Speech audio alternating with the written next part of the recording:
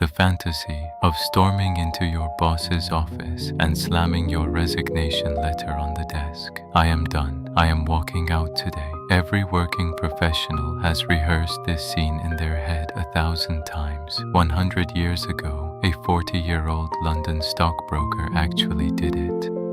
17 years of marriage, 2 children, a stable broker's seat in the city.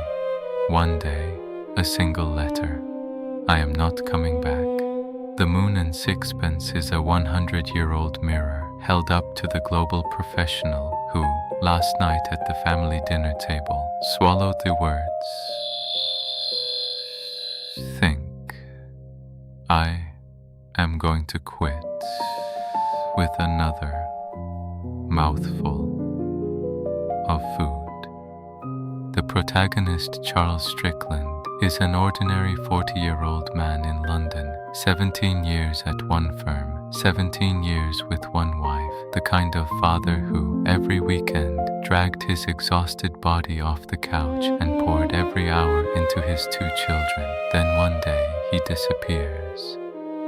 A friend goes to Paris to find him, a 6-square-meter attic, a blank canvas, and a 40-year-old Strickland. The friend asks, "Why did you leave?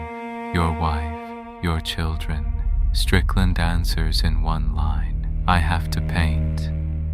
In Paris, Strickland is dying of hunger and fever. A friend, unable to bear it, takes him home and nurses him back to health day and night. Strickland repays him by seducing the friend's wife. She abandons her stable home for him. 5 months later, Strickland throws her away. "She is," he says, "in the way of the painting." That night, she drinks poison and dies. At the funeral, the broken friend asks, "Show 1 second of guilt, just 1 word." Strickland wipes his palate and answers, "I am not interested." Then, he goes to Tahiti. He lives with a native wife. For 7 years before his death, he paints the greatest works in the history of human art. Leprosy takes his sight. His hands rot. In his last year, blind, he paints his lifetime vision across the walls of the hut.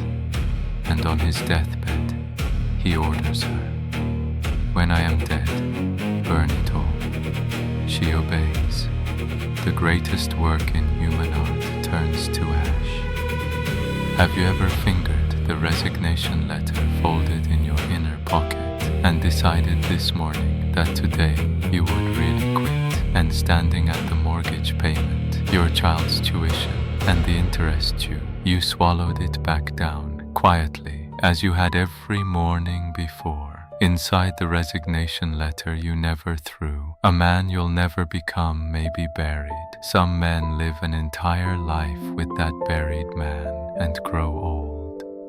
At the end of the novel, Maugham throws his cruelest line. Most people stare at the sixpence at their feet. A few look up and see the moon. This is not a romantic quote. Nowhere does Maugham call the moon watcher a hero. Strickland destroyed his family, drove a friend's wife to suicide, burned his own masterpiece. The end of the man who saw the moon was not glory. It was absolute silence. The world can pin you to sixpence. It cannot stop you from looking up once. If the one who swallowed the resignation again yesterday opened his eyes this morning and pressed his shirt quietly, that man is not surrendering to sixpence. He is burying his own moon quietly with his own hands.